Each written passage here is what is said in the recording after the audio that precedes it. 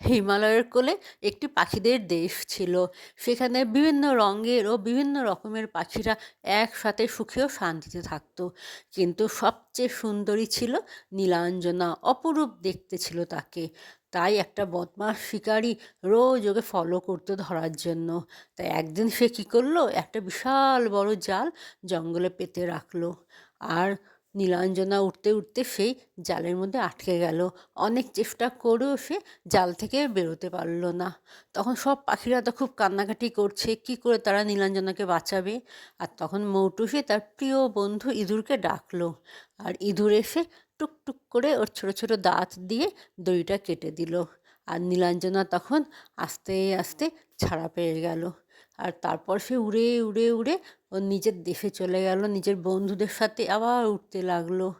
আর তখন মৌটুসি বলল, এই চ্যানেলটাকে লাইক আর সাবস্ক্রাইব করতে ভুলো না কিন্তু।